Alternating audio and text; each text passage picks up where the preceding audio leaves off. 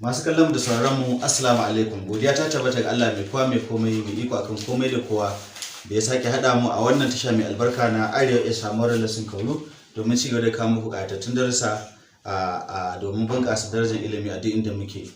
Idan mai sauraro bai manta ba, ga mu a aji na ɗaya.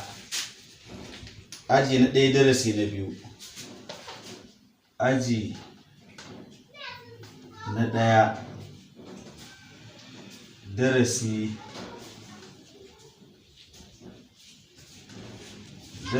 na biyu.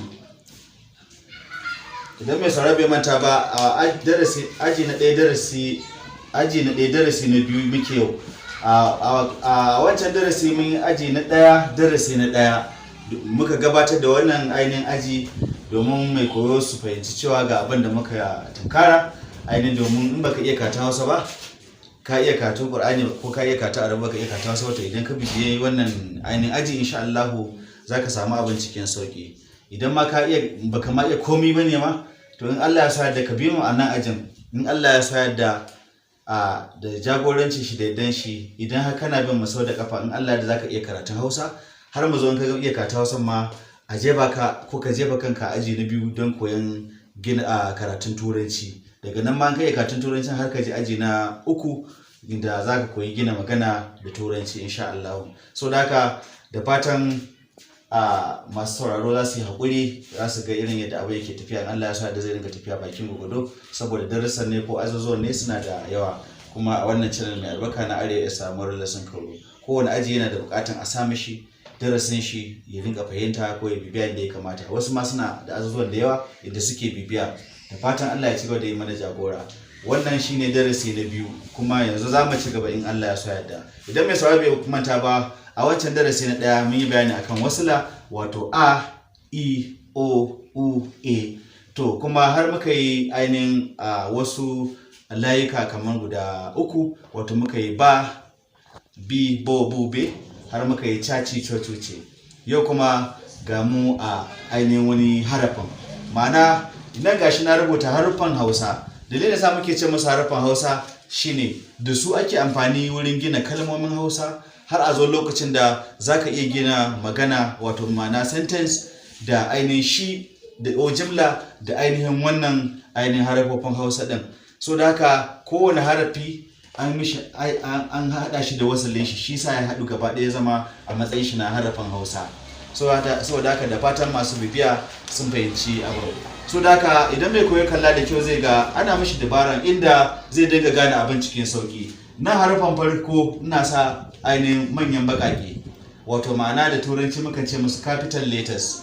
So da haka idan mai koyo kalla da kyau zai ga babban harafin wannan shine gashi nan. Sannan kuma na cikin tsakiya ƙananan harafofi ne, domin su nuna cewa ga yadda ake rubuta ƙananan harafofin ainihin wannan.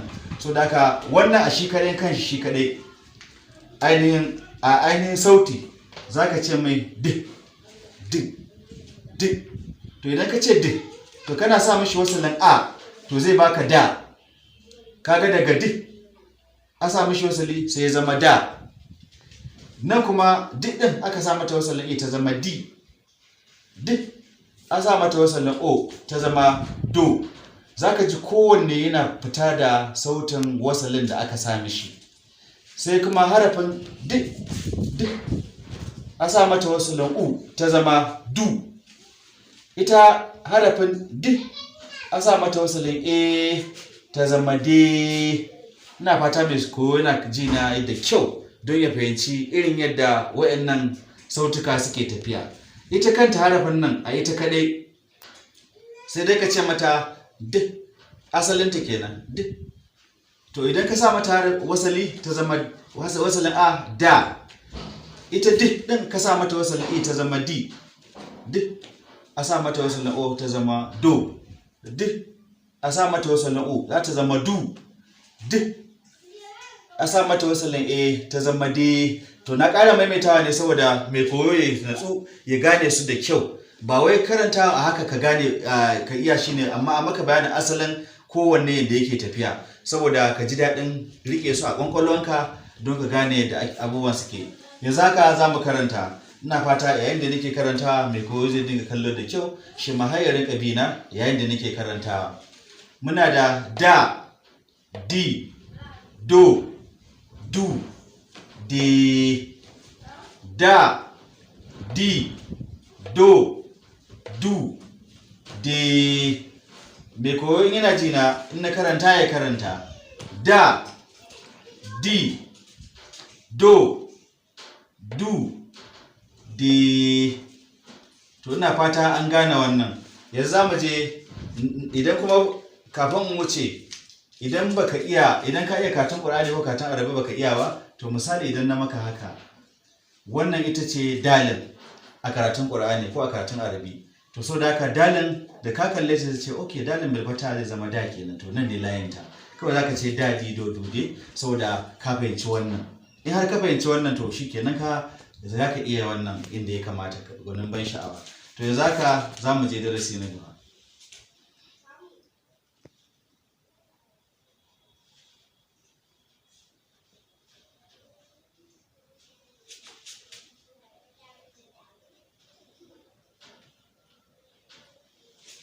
Yanzu mun zo wani sabon harafin kuma.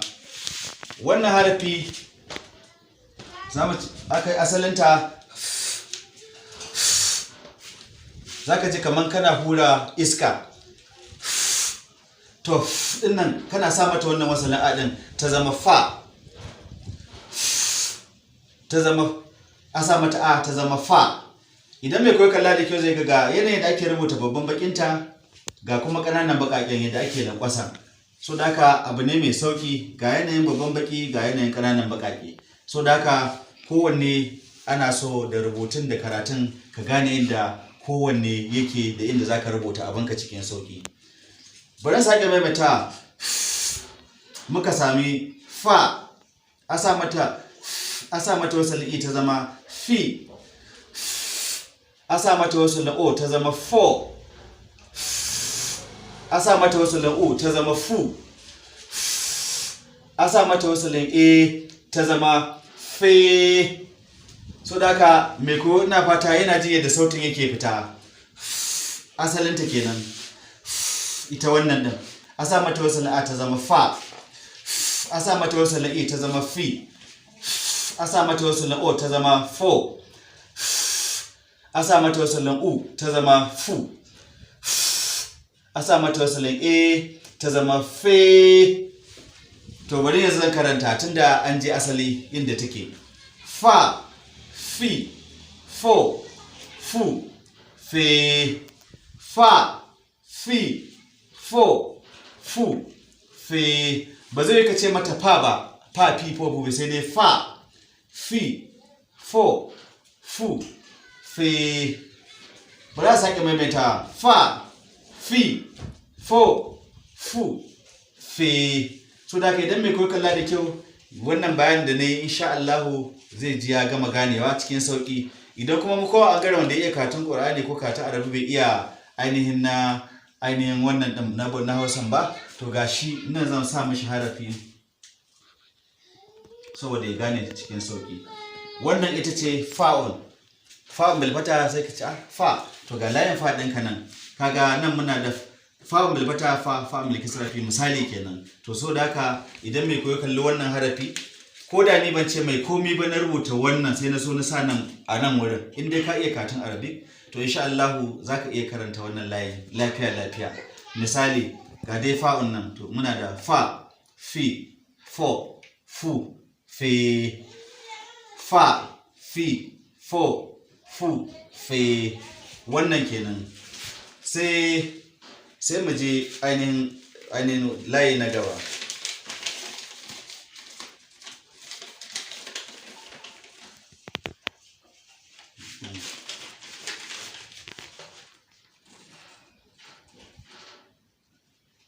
Babban bakinta